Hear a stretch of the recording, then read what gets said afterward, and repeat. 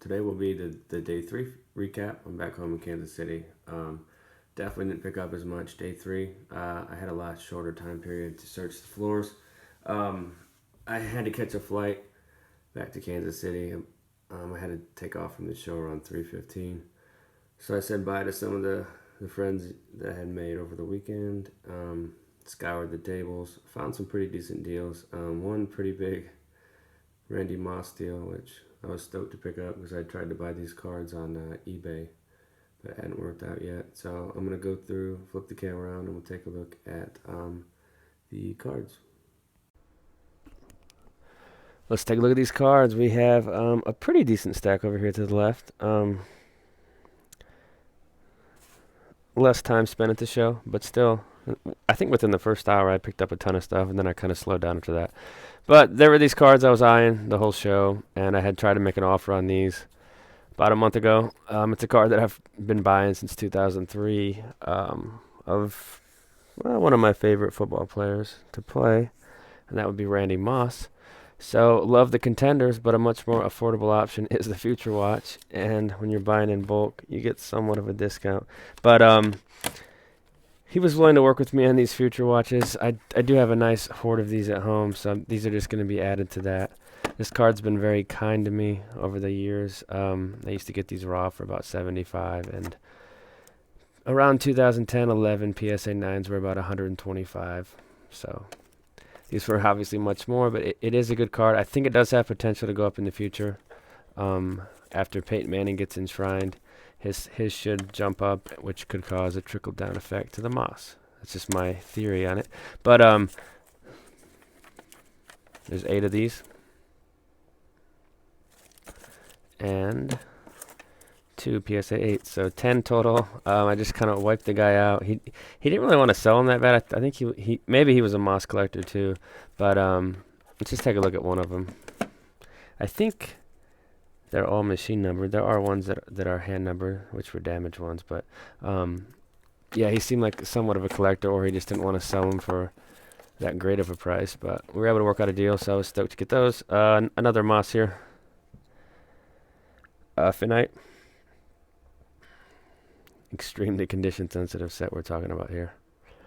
This card's probably a pop 0 with a couple 9s. That's how tough it is. So this is the base one. There are variation ones. There's one called the New School, and then a couple others, Radiance or something. But SPX 98, one of the most sensitive sets I've ever came across in my collecting career.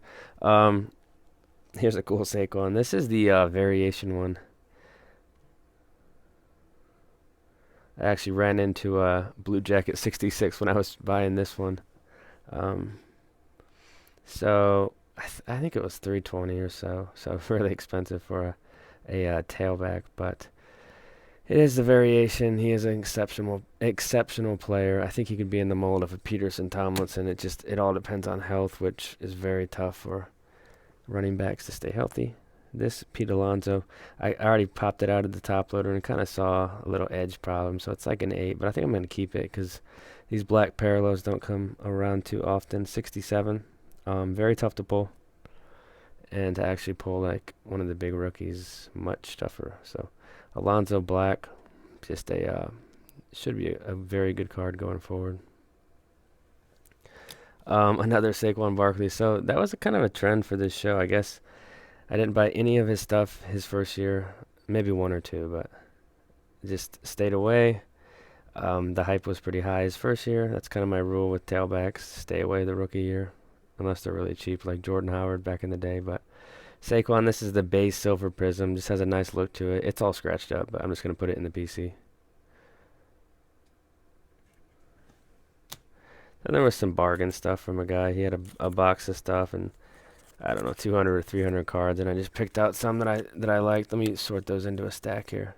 Yeah, so these are the ones from the guy. So Dwayne Wade base tops. This is what he stickered. I think he gave me like 20% off of the sticker or something. I think he gave me that for 20.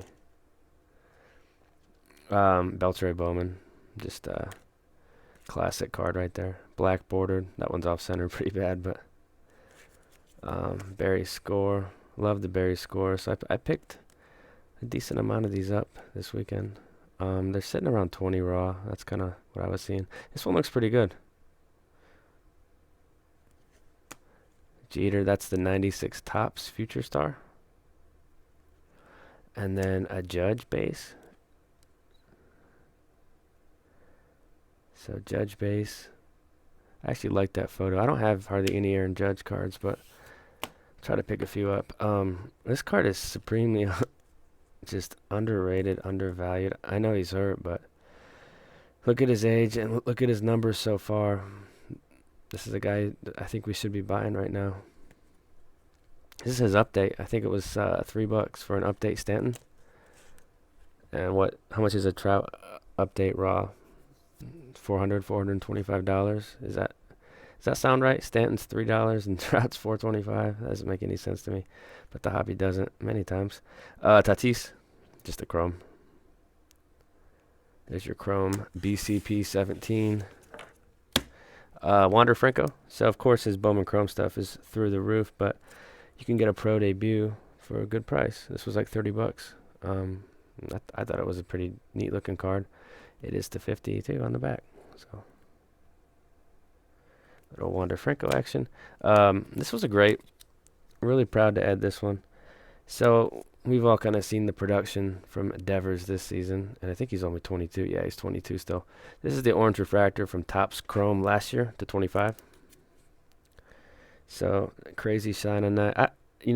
Throughout the show, when I buy cards like this, I'm not going to go to the table and pull the card out of the soft sleeve and look at the surface and do all that. I just kind of look at it in the top loader. And does it look good? Yeah, it looks pretty good to the eye. I don't see any like major defects, so I just make an offer off of that. I don't want to grind the sellers down, because if I was a dealer, that'd be kind of annoying to me. This is cool. So these next two are from the same guy. He had this Acuna refractor. I didn't even know the market value on it, but I think I paid about 75 or 85. I thought that sounded fair. But that's got some 90s shine too. $4.99 on that one. So you don't always have to get the auto one, because I think the auto one's like $1,200. Just get the refractor one. Call it a day. I mean, you still have something really cool. Don't always have to have the best of the best. Bat down. Bat downs were tough to come by at this show, but this one was sitting there for about 120. That's about as good as it's going to get on this card at that show. So bat down Acuna. And then this was like $10. It was in a Beckett 8.5 raw card review, and I just cut it out. I'm just going to put it into my raw Peyton collection, which I don't really have many raw ones of him from 98, but love the finest photo. I actually used to break these boxes back in 98. And you got pretty much all the rookies in a box. It was a fun product. Players Inc. Moss. I was talking to a guy that was a little older than me, probably late 40s, early 50s, and he used to break this product. And he just told me these Players Incs. Were pretty tough to hit. So we were just talking about how crazy it is. You can get this card for $150. It's an on-card Moss rookie.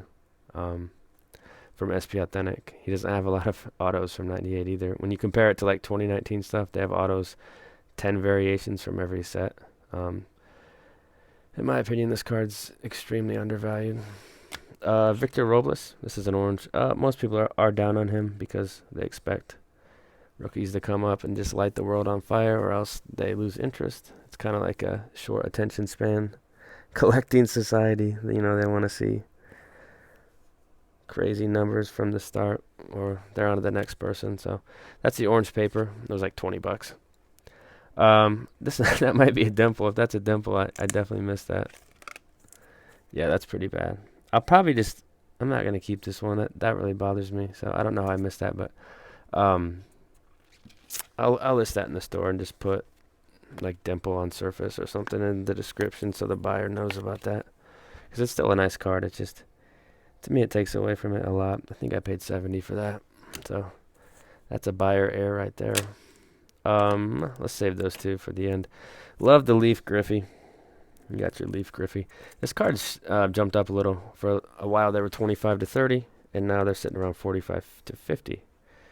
I'm thinking the Frank Thomas, which is now about around 150, has caused some of the other singles to jump up.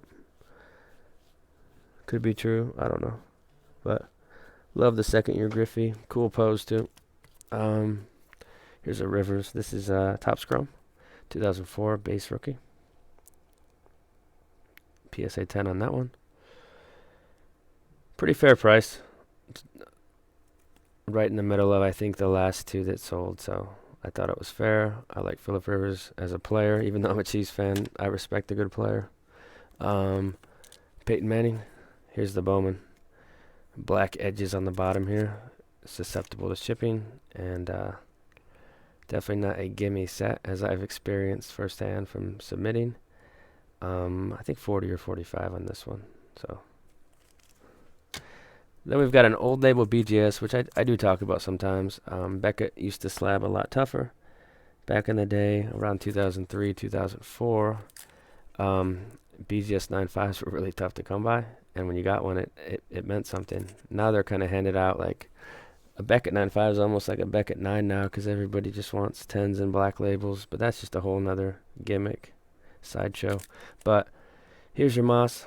Topps 98 on card auto. This is just going to get snapped out and sent to PSA. It looks at least mint. It's really clean. So there's the subgrades on it. 1,300,000. So most likely graded. I'd say 2000 to 2003. The time frame, those years. So love that one. Upper Deck Encore Brady. It's got the green look to it instead of the blue. The base is the blue look. I do like the blue one better, but this one's still very nice. So, SGC 92. And does anybody know when they went from blue to green labels, or they just do blue on this card because the card's green? That sounds stupid to say, but I don't know. I'm not an SGC expert, but I am intrigued by them. So maybe we'll do an SGC order here soon. Bellingham. The 87 Bellingham, I think I popped a PSA 9 on a previous video, but this is the a Beckett 9. The centering got hammered, 8.5. I don't think it looks that bad, so I'll just snap it out. I think it has a good chance at PSA 9, so that'll be the expectations for this Griffey. Love the team-issued minor league cards of players like this. I mean, you would think there can't be that many of them when compared to like the Donruss and the Topps Traded. There's probably a lot less. A couple of these, so my thought process with this card is, what's the Jeter and a 9, 5,000, 6,000? Granted, this isn't a rookie card, it's a third-year chipper, but still an incredibly tough set of a Hall of Famer, so to pick these up at, I think this one was 60. This guy was from Georgia, so he wasn't letting it go for a good price. This one was like 35, though. So, a couple of these foils. Love the SP93, so talked about the Manny last week in a video. I've been looking for this card in a 9 for a while. I think 10s are, what are they? Maybe 400, 450. This was 160. So a nice centered 1984 Fleer update Kirby. Love that card. The logo is interesting too. So cool photo too. The bat almost looks, oh, it's black with white tape on it. Very cool. It's nice to be back home filming in the office. I got really good light in here, so the hotel room light almost looks like it just looks bad. So here's a couple of these future watches, and then we're going to end with a bang. This is an 8. It was a good price. I think it was 450, which, yeah, it's a lot of money, but it is Peyton Manning. Very bullish on this card. I think he's kind of been forgotten at this point. He's been out of the league a few years, so the future watch in an 8, and then walked about 10 minutes the other way and saw another one. Went back and forth with the guy a little bit. This one's 0.5 from a 9.5, but I mean, I don't put a lot of stock into that. I know a lot of people obsess about the subgrades, but it's a mint card. Looks good. Maybe this team bag's taken away from the look of it. Yeah, you can see a little better. Look how scuffed up that is. That's why you use perfect fits. Look how scratched that is. Card's just mangled. But the case is mangled. Card's fine. So a Beckett 9 on this one. And then closing it out with this Trout. So the update gold. So this is a 9, and it's centered very nicely. Corners look pretty good. I don't really see any crazy flaws with it. Don't have this one. I think I have one of the updates in a 9 that I just sent in myself a couple years ago. So an update gold trout. That was kind of one of my last purchases. A final send off to the National. And I do have plans to make one more video on the National. I'm going to do like a 10 favorites from the National. I kind of have that series. And then I'll kind of talk about the show a little, do like a show recap, something like that. Here, I don't know, Wednesday or Thursday. So that was the show for me, closing out with trout. Had a great time, and I'll get this one posted up.